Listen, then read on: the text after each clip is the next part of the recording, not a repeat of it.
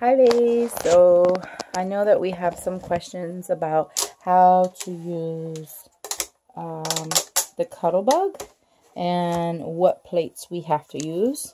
So regularly we use the A plate and we use the B plates when we're using an embossing folder. However, the question was, how do you use it with thinner dies, right? So we're going to always make a sandwich. The A plate, the B plate.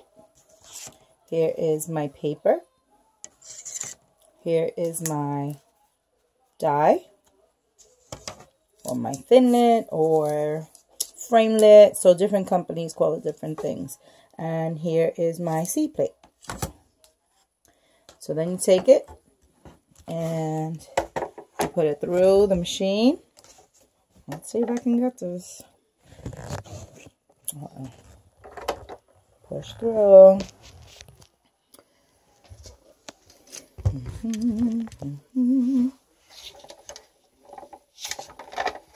Make sure that it's thin. Make sure that all of them are together because I pushed one in before the other. Then crank it through.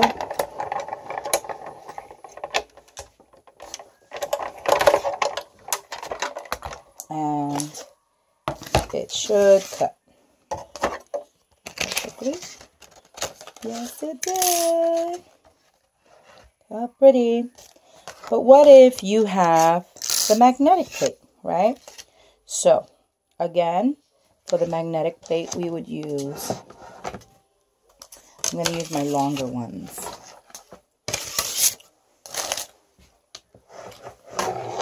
You would use your A plate.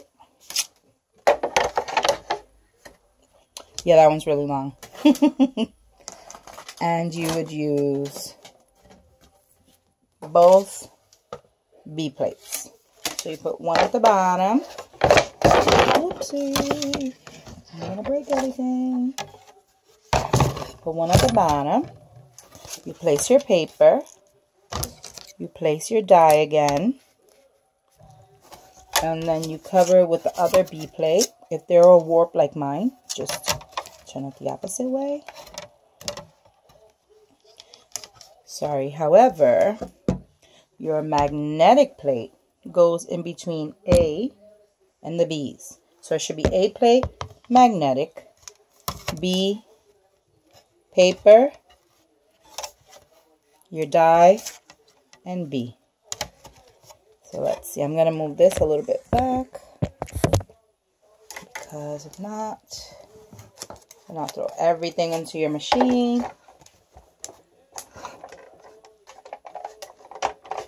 Okay. And start cranking. I know. So that's the only problem. This is great because it has a lot of real estate for you to run through. So I could have ran more than one die, especially because it holds them in place. But I didn't. And here you go. Hope this is helpful. Okay, bye-bye.